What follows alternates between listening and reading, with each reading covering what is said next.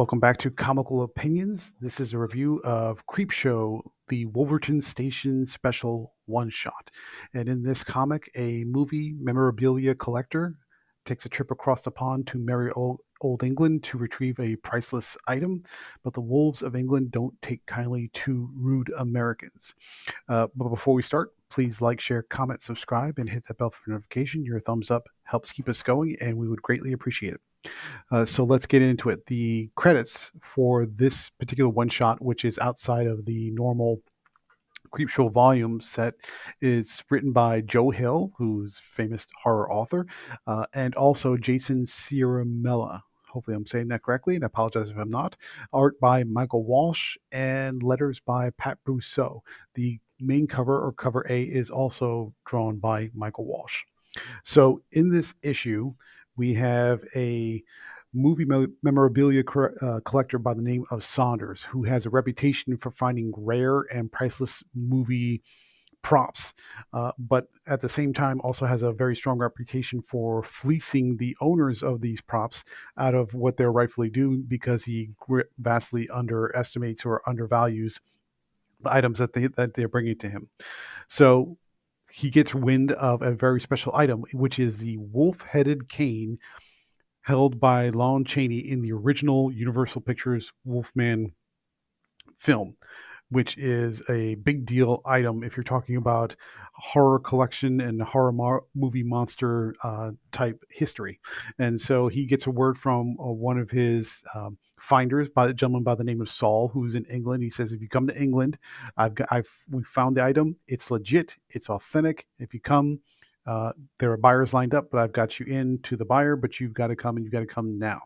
And so Saunders hops a plane, makes it over to England, and when he's on his way to the to the meetup point to review the item and make the purchase, he gets wind of a mass transit strike that's happening in the heart of London area and England, where all the cabbies and special drivers and everyone else is on strike. The only option is to take public transportation. And so Saunders, being the kind of a rude American, a bit of a shyster, and a bit of a snob at the same time, is nonplussed about having to take public transportation, in this case the train, to head to the destination, which is a aptly known train station named called Wolverton Station.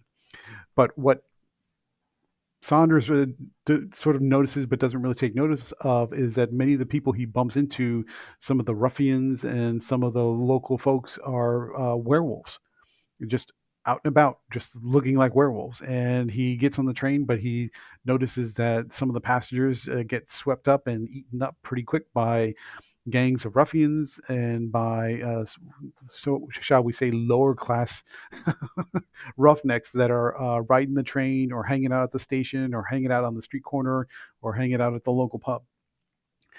Saunders makes conversation with a well-to-do gentleman who also happens to be a werewolf, but that conversation doesn't go well. Saunders tries to use the bathroom, but he finds blood and guts all over the place, and eventually the ruffians who are werewolves gets his scent and wonder if he cares to join them for a bite or care to be bitten at the same time. He's Saunders curses these guys up and down, but eventually makes it to the station, makes a break for it, tries to get a cab, and he's chased by these werewolves who eventually catch up to him. And in a last minute twist, we find out that Saul, the finder who eventually found that wolf-headed cane and asked Saunders to come to England, actually set him up so that way Saul could take his Saunders collection for himself. It was a neat little twist. It's a pretty straightforward story, and normally these Creepshow anthology books have more than one, but in this case, Joe Hill and Jason Ciaramella's story takes up the whole issue, so it's one shot in the traditional sense of the word. So what do we think about this title? What do we think about Creepshow Wolverton Station from Joe Hill and Jason Ciaramella?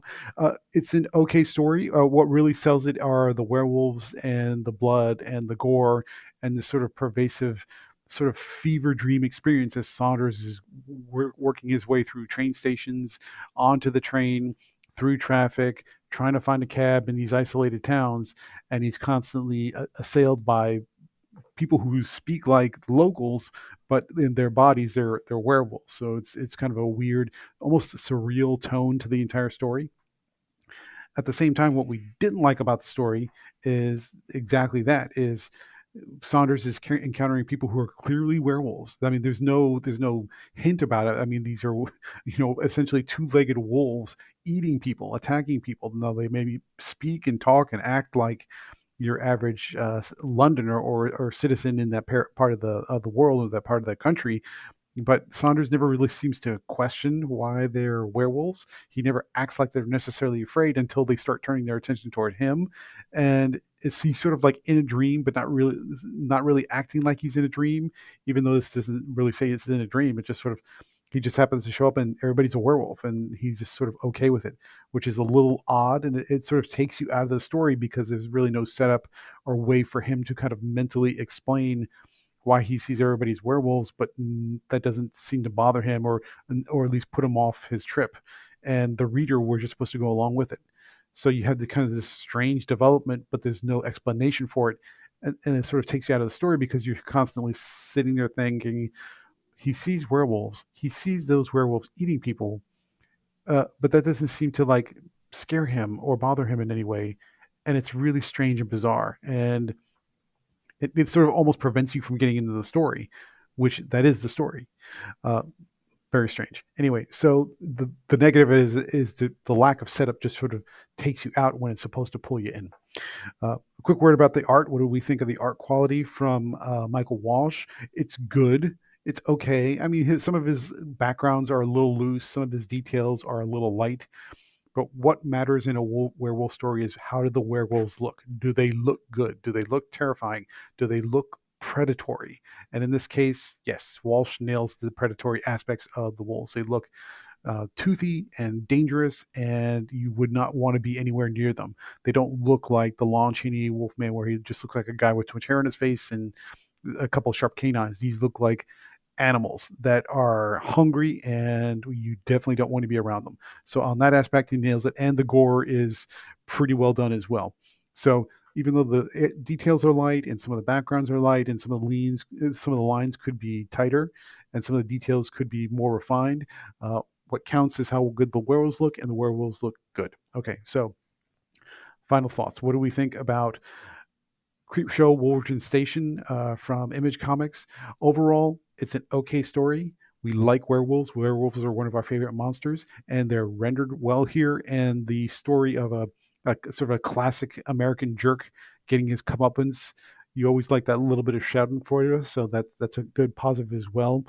But there's a lack of setup that doesn't quite explain why he's around werewolves and doesn't sort of think that's weird or abnormal, and which takes you out of the story. And the art is good in where it counts, but in the backgrounds and some of the details, it's lacking.